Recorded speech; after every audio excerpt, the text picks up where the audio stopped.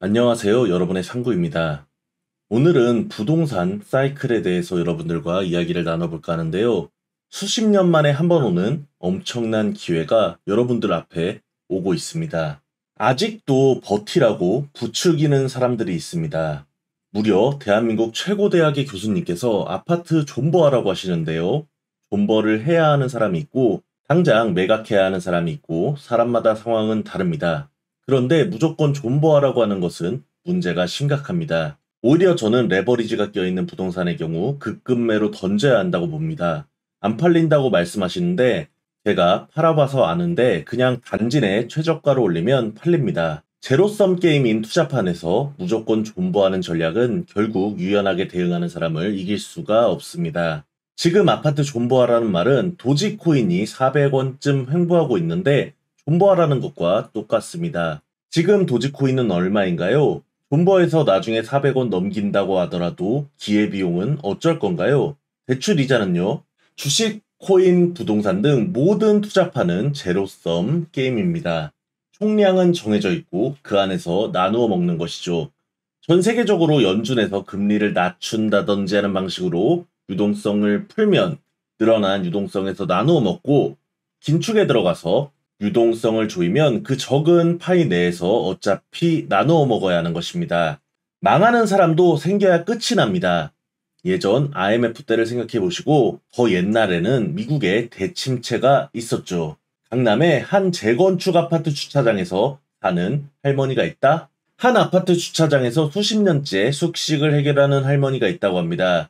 지금 우측 상단에 나오는 영상을 참고하시면 되는데요. 어떤 사연이 있었길래 이런 상황이 벌어졌을까요? 영상만 보고 해당 단지가 어디인지는 찾기 어려웠습니다. 압구정인가 반포인가 관련 기사나 글을 구글링하다가 결국 해당 단지가 어디인지 찾았습니다. 1978년도에 준공되었던 잠실주공 5단지였습니다. 현재 45년차 아파트로 재건축이 곧 들어갈 가능성이 높은 곳인데요. 왜 할머니는 이 아파트 단지 주차장에서 살고 있었을까요? 할머니는 예전에 독일에 파견 나간 간호사로 젊었을 때 수입이 상당히 있었다고 합니다. 그리고 1978년 준공된 이 아파트를 구매하여 실제 집이 있었다고 합니다. 그런데 무리한 레버리지 대출을 사용해 추가 아파트를 매수하였고 대출 이자를 갚지 못하자 은행에서 임의 경매를 신청해 현재는 다른 사람에게 소유권이 넘어간 상황이었습니다.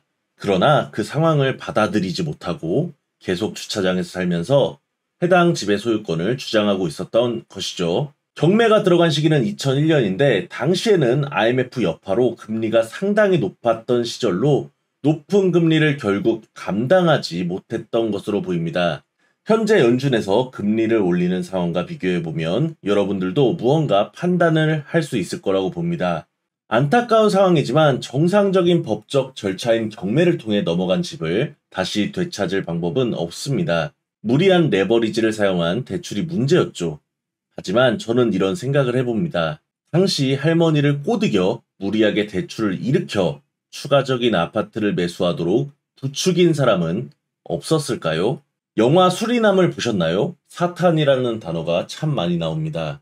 저는 지금 코인 주식 아파트를 매수하라고 권장하는 사람들을 사탄이라고 말하고 싶습니다. 그들은 방송에 나와서 꼬드깁니다. 왜냐하면 그렇게 꼬드기는 것이 자신의 일이기 때문이죠. 경찰이 도둑을 잡고 공인중개사가 부동산 중개를 하고 트레이더가 매매를 하고 같은 이유로 사탄들도 여러분들을 꼬드깁니다. 눈치만 있어도 큰 손해를 보지 않는 것이 투자판입니다. 추세가 바뀌었다고 생각하면 우디르처럼 바로 태세전환을 할 수 있어야 합니다. 자신이 한 말을 바꾸는 것이 창피하다고요? 그것은 부끄러운 일이 아닙니다. 상황이 생기면 생각을 바꿔야죠. 장기 추세가 꺾이면 쉽게 돌아오지 않습니다.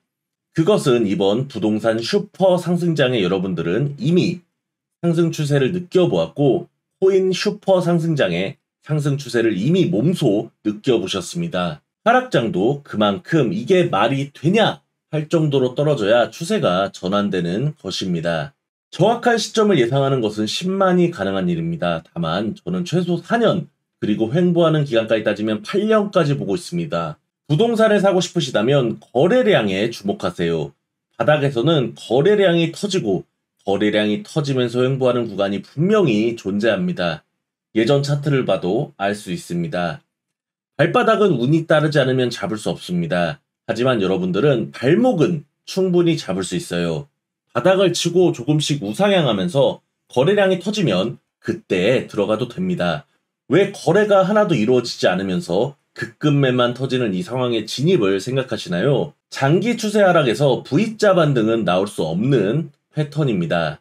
결론, 저는 부동산을 구매할 때 대출은 최대 본인이 1, 2년 안에 갚을 수 있는 정도만 받아야 한다고 생각합니다. 집을 풀 레버리지로 대출을 받아서 30년간 갚고 산다?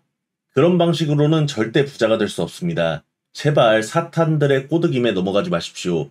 사탄들은 여러분들이 망하는 것을 원합니다. 그리고 사탄이 아니더라도 망하는 사람이 나와야 기회가 온다는 것은 어쩔 수 없는 현실이기도 합니다. 제가 좋아하는 모 유튜버는 방송에서 이런 말을 했습니다. 무리하게 대출받아서 빌딩을 산 연예인이 망했으면 좋겠다. 왜냐하면 그들이 망해야 우리에게 기회가 온다고 말이죠. 지금은 전월세를 살면서 기회를 보아야 하는 타이밍입니다.